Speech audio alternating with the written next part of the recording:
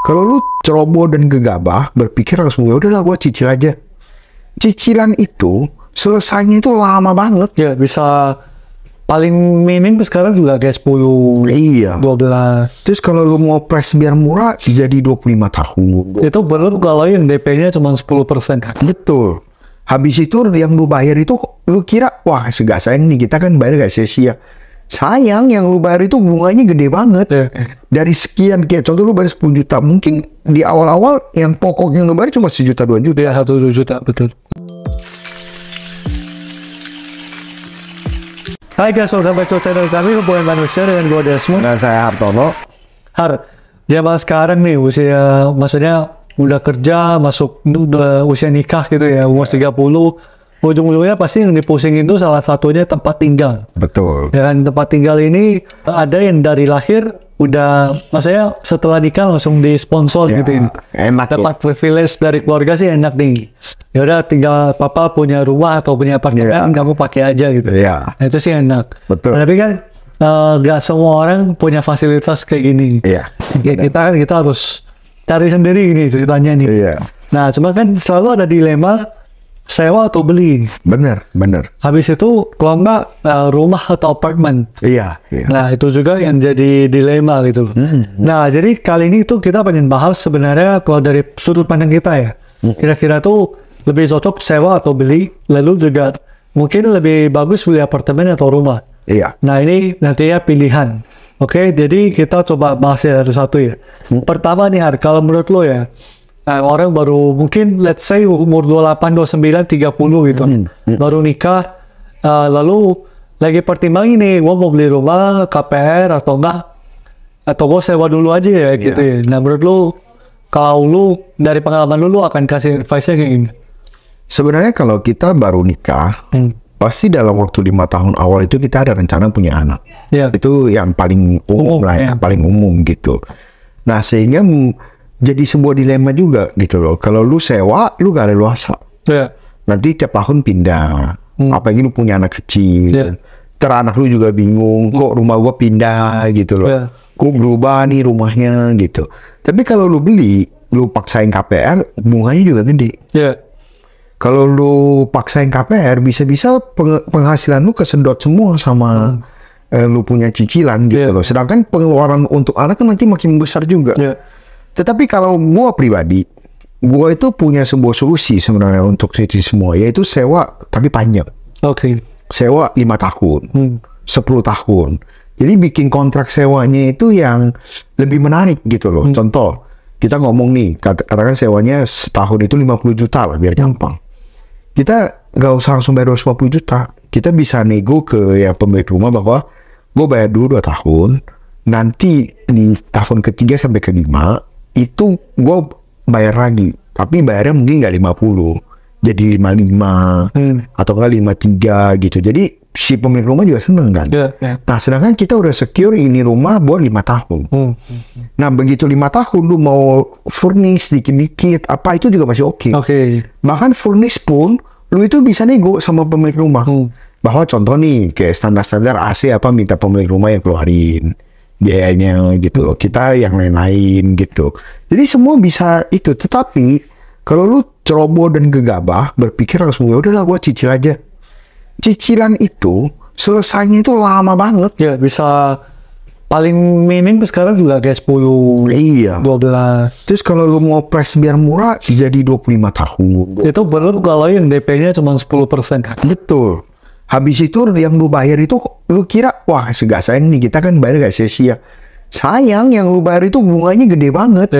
Dari sekian kayak contoh lu bayar 10 juta, mungkin di awal-awal yang pokok yang lu bayar cuma 1 juta 2 juta. Ya 1 juta betul. 8 jutanya bunga doang. Biaya bank dong. Iya, jadi lu bisa hitung kan setahun nih lu bayar bunga bank itu 100 juta. Lu kalau sewa katakan 30 juta 40 juta, mending lu sewa. Gitu. Jadi maksudnya begitu. Ada beberapa contoh kasus. Gue punya satu saudara, dulu dia kaya, kaya banget. Dia itu selalu gak mau beli rumah, dia selalu sewa. Sewa rumah terakhir itu 160 juta setahun. Gede rumahnya, gede bagus, sewanya mahal. Tapi dia kaya, dia punya duit mungkin 10 miliar mah ada lah. Terus saya selalu ngobrol tuh sama dia tuh, kenapa kok? Dia selalu ngomong ke saya bahwa ngapain kita beli? Gue beli ini rumah 10 miliar. 10 miliar gue taruh di bank. Deposito. Itu dapat 400 juta setahun. Gue sewa cuma 110 juta. Gue masih untung 200. Itu tuh. Kedua, gue kalau nanti suatu hari butuh duit, gue harus pinjam bank setahun 10%. Ya. 4 miliar gue harus bayar bunganya 10 miliar gue harus bayar bunganya 1 miliar. Nggak lebih boncos. Mendingan gue kalau udah punya 50 miliar gue baru bikin rumah 10 miliar. Ya. Nah dia ngomong itu yang tatanan juga di gue. Ya. Dia mikir bener juga. Ini pemikiran orang kaya nih. Dia nggak takut gitu loh. Dia nggak takut dianggap orang nggak punya rumah. Dia takut dia nggak pegang duit. Ini kira yang bener dong, betul gak? Jadi maksud gua, jangan kita selalu berpikir, wah, gua harus punya rumah. Nanti orang bilang gimana, orang ngomongnya gimana gitu. Nah ini satu contoh. Ada satu contoh lain. Ada orang yang gua kenal, pas bisnisnya baru mulai naik, dia tuh langsung beli rumah. Biasa nih, ini penyakit umum nih. Kalau lu udah punya, lu bisnisnya udah bagus, lu pasti berpikir, contoh nih, lu sebulan dapat penghasilan 200 juta. Lu pasti berpikir tiap bulan lu akan dapat 200 juta terus. Iya, betul. Sehingga lu gas cicilan lu sampai 100 juta lebih. Apa yang terjadi? Bisnisnya turun, itu rumah gak lunas. Iya. Gak lunas, itu rumah dilelang. Yang barang 6 miliar dilelang paling 3 miliar. Ya. 2 miliar setengah gitu loh. Duit lu hangus semua. Ya. Dan sayang sebenarnya. Yang bener apa? Bisnis naik, duitnya dipakai untuk bisnis, diputar untuk bisnis. Jadi lu yang utang lu yang biasanya 3 miliar, lu kurangin tuh. Lu kurangin utang lu sampai utang lu 0. Kan bagus. Malahan lu beli aset gitu, itu yang salah. Nah itu sih yang sering terjadi. Iya. Sebenarnya sih ya kalau ditanya mending beli atau sewa, memang kalau selama misalnya nih kita cerita orang standar lah ya, kita orang kerja atau baru yang nggak punya privilege sampai bisa langsung dikasih gitu, sebenarnya ada bagusnya ya lo mungkin pertimbangin sewa dulu menurut lo sewa atau misalnya kayak Hartono tadi bilang sewa panjang. Sebenarnya juga tergantung kondisi, misal kondisinya let's say kerjaannya berdua sama-sama di pusat gitu ya, Jakarta Pusat. Ya mungkin di sana lebih cocoknya apartemen atau tergantung. Tapi misalnya kalau yang tadi ya kerjaannya fleksibel apa ya sewa di rumah ya juga lebih bagus juga, tergantung. Lalu kalau mau punya anak juga memang ya ini dilema lah ya. Ada yang bilang nanti anak lu space-nya kecil. Ada yang bilang kalau di rumah ntar komplek ada temen gitu ya. Nah, ini sih pilihan. Kalau bawa pribadi so far sih memang lagi OTW punya anak ya, jadi belum lahir. Tapi gue sih gak ngerasa terlalu masalah sih mau di rumah atau di apartemen. Betul. Kayaknya sih keduanya sih oke aja. Oke aja sih. Nanti nggak mau keluaran ya. Kenapa? Komplek gitu. Betul. Ya tapi ya ini kan belum punya ya. Iya. Sudut pandangnya mungkin berubah nanti kalau nanti pas punya. Nah kalau ditanya bagusan rumah atau apartemen, sebenarnya sih ya bisa dibilang tergantung lokasi lah ya. Tergantung lokasi nih. Kalau lokasinya memang butuhnya yang strategis, biasanya kan apartemen lebih strategis. Cuman space-nya lebih kecil. Kalau rumah ini mungkin lebih gak strategis, tapi space-nya lebih besar. Jadi sebenarnya tergantung. Kalau memang kebutuhannya lebih di apartemen ya ke apartemen. Apartemen kelebihannya ya udah pasti fasilitas lengkap. Fasilitas ada, lalu juga mungkin keamanan juga lebih lebih privacy lah ya. Iya. Kamu pulang jam berapa atau apapun ya, nggak ada urusan gitu. Lalu apalagi setelah itu mungkin minusnya ya banyak aturan. Banyak aturan. Nggak boleh berisik. Lalu juga misalnya ada biaya parkir, biaya maintenance.